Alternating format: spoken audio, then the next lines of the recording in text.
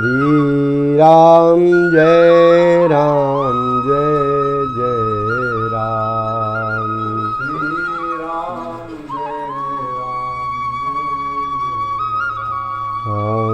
श्री राम जय राम हम श्री राम जय जय राम। श्री राम जय जय राम। श्री राम जय जय राम। बोले बाल कृष्ण लाल की, हनुमान जी महाराज की, पराम्बा भगवती की, झाली निवासी महाराज जी की, कामधेनु मैया की, हर हर महादेव।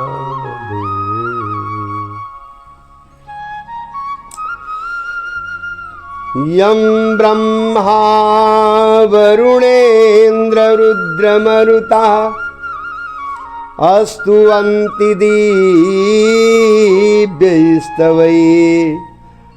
वेदैः साङ्गपदक्रमोपनिषदैः गायन्ति यं सामगा। ध्यानावस्थितदद्गतेन मनसा पश्यन्ति यं योगिनो यस्यान्तं न विदुषुरासुरगणैः। देवाय तस्मै नमः। देवाय तस्मै नमः। देवाय तस्मै नमः। देवाय तस्मै नमः।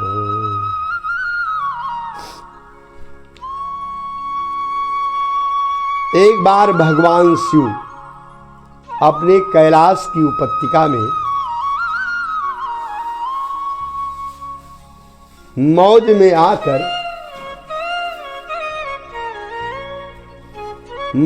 आकर नृत्य करना प्रारंभ किया।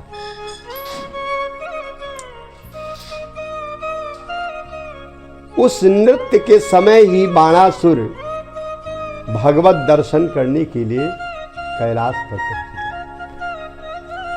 भगवान शिव को नृत्य करते हुए देख करके बाणासुर ने अपने हजारों हाथों से ऐसा वाद्य यंत्रों का प्रयोग किया, बजाया कि भगवान शिव की वो नृत्य लीला और भी मस्ती को देने वाला हुआ। जब भगवान शिव ने अपने नृत्य को विराम दिया, आकर के बाणासुर ने भगवान के चरणों में वंदन किया, प्रणाम किया। भगवान शिव ने कहा कि बाणासुर, आज मैं तुम्हारे ऊपर बहुत प्रसन्न हूं। क्या चाहते हो? कहा, महाराज कोई इच्छा तो नहीं है, लेकिन एक हल्की इच्छा है कि हमारे नगर की आप रक्षा करें। तो देवों में महादेव, देवों में देवाधिदेव भगवान शिव ने कहा कि बाणासुर एवं मस्त, हम तुम्हारे शोणितपुर की रक्षा करेंगे। बाणासुर अपने पुरी में आ गया और इधर बाणासुर की पुत्री उषा एक दिन अपनी सखियों के साथ में सो रही थी। सोते समय उसने ऐसे दिव्य पुरुष को देखा जो उषा को आलिंगन कर रहा था और अपना अधरामृत उसको पिला रहा था। थोड़ी देर के बाद में जब वो स्वप्न गायब हो गया, उसी सोते ही समय कांत कांत कह करके ओ प्रियकांत कह करके और जोर जोर से बोलने लगी। साथ में सोने वाली जितनी सखियां थीं सब जाग गईं और उठ खड़ी हुई। कहा कि उषा ये क्या, अभी तुम्हारा पाणी ग्रहण भी नहीं हुआ, विवाह भी नहीं हुआ, कोई उसका व्यवस्था भी नहीं हुआ, ये शब्द तुम्हारे मुंह से कैसे निकला। तो सारी सखियां जब चली गई, केवल मात्र कुभांड की पुत्री चित्रलेखा रह गई। तो कहा, बहन हमने स्वप्न में ऐसे दिव्य पुरुष को देखा है और जब से देखा है तब से मेरा मन उसी में लगा हुआ है और उसी को मैं हृदय से वरण भी कर लिया। तो कहा कि बताओ उसका नाम पता, अभी मैं आपको उसको ला करके आपके सामने कर देती। उषा ने कहा कि देखा तो जरूर है, स्वरूप का दर्शन तो हुआ है, मुझको उसने अधरामृत तो पिलाया है, लेकिन मुझको आभास नहीं है कि वो कौन है। तो चित्रलेखा चित्रांकन में विशेष प्रवीण थी। तो कहा कि ठीक है, मैं राजाओं और राजकुमारों का चित्र बना रही हूं और तुम एक तरफ से देखती चली जाओ, जिसके ऊपर तुम उंगली रख दोगी मैं उसको ला करके तुम्हारे महल में कर दूंगी। तो कई राजाओं का बनाया, बाद में सूरसेन का बनाया, भगवान कृष्ण का बनाया, प्रद्युम्न का बनाया। और प्रद्युम्न का जब बनाया तब उषा शर्मिली हो गई। और जब अनिरुद्ध का बनाया तो उषा नेत्र को नीचे कर लिया, अत्यंत लज्जाशील हो गई। चित्रलेखा समझ गई कि यही वो पुरुष है जिसने स्वप्न में इसको अधरामृत पिलाया। तो चित्रलेखा आकाश मार्ग से जा करके और प्रद्युम्न को पलंग समेत उठा करके ला करके उषा के भवन में रख दिया। उधर अनिरुद्ध का कोई अता पता नहीं और उषा और अनिरुद्ध दोनों मौज से मस्ती से रहने लगे। धीरे धीरे गर्भवती के लक्षण उषा के शरीर पर चिन्हित होने लगे। तो उषा के भवन के जो रक्षक थे, सिपाही थे, पहरेदार थे, उन लोगों ने जब देखा उषा के शरीर को तो समझ गए कि यहाँ पर कोई पर पुरुष अवश्य रह रहा है जिसकी छाया उषा के ऊपर पड़ रही है, क्योंकि शरीर की व्यवस्था बता रही है कि कोई पर पुरुष जरूर है। जा करके बाणासुर से बताया, कहा महाराज हमारा सघन सुरक्षा है, हमारे पहरेदार कभी सोते नहीं हैं, हर समय पुत्री की रक्षा में कटिबद्ध है, लेकिन हमारे अज्ञान अवस्था में किसी पुरुष ने प्रवेश कर लिया है, क्योंकि उस अंतपुर में आप ही प्रवेश कर सकते हैं, हम तो जा ही नहीं सकते।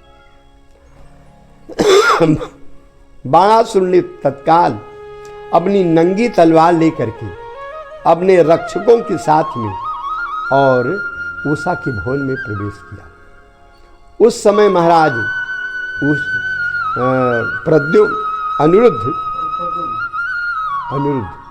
अनिरुद्ध सारे श्रृंगार को किए हुए, पीतांबर धारण किए हुए, वनमाला पहने हुए, किरीट और कुंडल से सुशोभित अपनी भावी पत्नी उषा के साथ में पांसी खेल रहे थे। तब तक बाणासुर आ धमका और देखा, अत्यंत क्रोध से आग बबूला हो गया। और जब महाराज अनिरुद्ध ने देखा कि ये अपनी सारी लश्करों के साथ में मुझको प्रताड़ित करने के लिए आ रहा है, तो महाराज अनिरुद्ध ने एक लोहे का विशाल सलाखा उठाया और द्वार पर भिड़ गए। बाणासुर के जितने अंगरक्षक थे उनको सबको मार दिया और बाणासुर ने सम्मोहनास्त्र से इनको सम्मोहित किया और यमपास में बांध करके जेल में डाल दिया। इधर खोज चलने लगी अनिरुद्ध का, लेकिन कोई अता पता नहीं। एक दिन दैव संयोग से महाराज नारद जी द्वारिका में पहुंचे। अपश्यताम चानिरुद्धम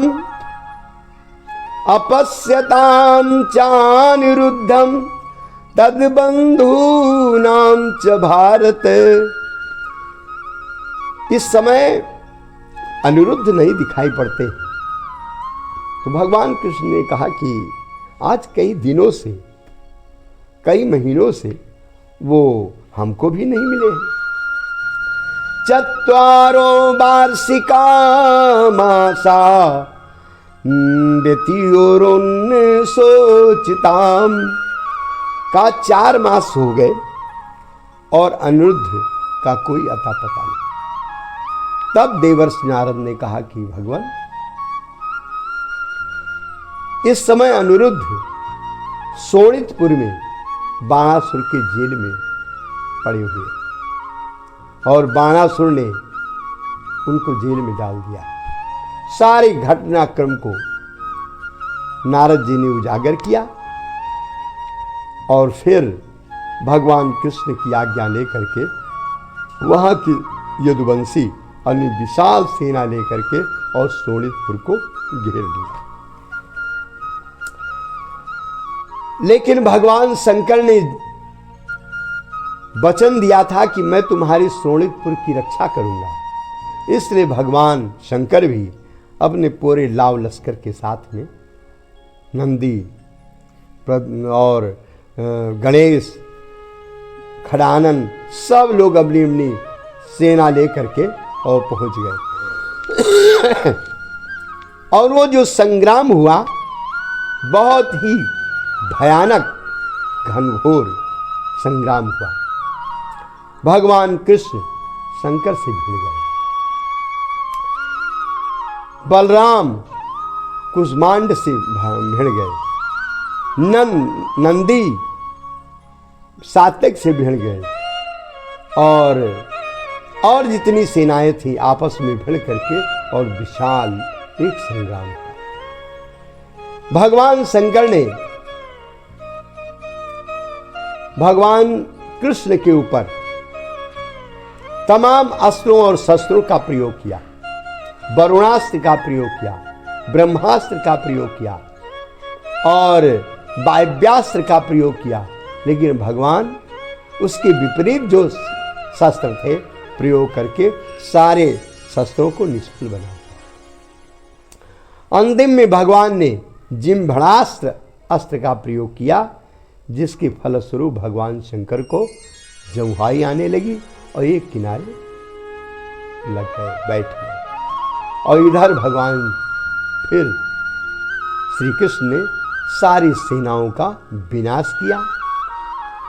जब देखा बाणासुर ने कि हमारी सारी सेनाओं का विनाश हो रहा है, तो अपनी विशाल सेना लेकर के और भगवान श्री कृष्ण के ऊपर टूट पड़ा और विशाल संग्राम हुआ। लेकिन भगवान ने उसके सारे अस्त्रों को निष्फल बनाया और सारी सेनाओं का विनाश किया। ठीक उसी समय जब भगवान ने बाणासुर के बाहों को काटना शुरू किया, ठीक उसी समय धर्म माता कोटरा माई नंगी रूप में आकर के भगवान कृष्ण के सामने खड़ी हो गई और भगवान श्री कृष्ण मुख को फेर लिया। उसी बीच बाणासुर समय पाया और भाग गया।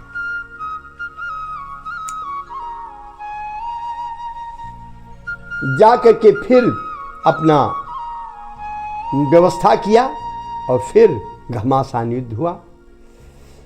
इस बार जब घमासान युद्ध हुआ तब भगवान श्री कृष्ण ने उसके सारे बाहों को काट दिया, केवल 4 बाह रह गए और सारे बाहों को काट दिया। भगवान शंकर ने कहा कि भगवान, ये हमारा परम भक्त है, इसलिए इसको आप अभयदान दीजिए। तब भगवान श्री कृष्ण ने कहा कि भगवान, मैंने प्रहलाद जी को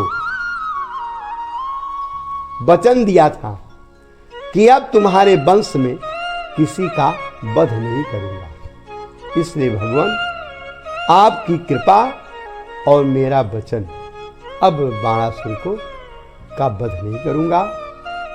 वध न करने के उपरांत अभयदान मिल गया और अभयदान मिलने के बाद जब अपने विशाल भवन में गया तो सारी तैयारी करके और अनिरुद्ध के साथ में उषा का विवाह किया और सास सामान के साथ में भगवान कृष्ण को विवाह किया। इस प्रकार अनिरुद्ध का विवाह महाराज बाणासुर की पुत्री उषा के साथ में संपन्न हुआ। इसी के साथ में मैं अपनी वाणी हनुमान जी के चरणों में समर्पित करता हूँ।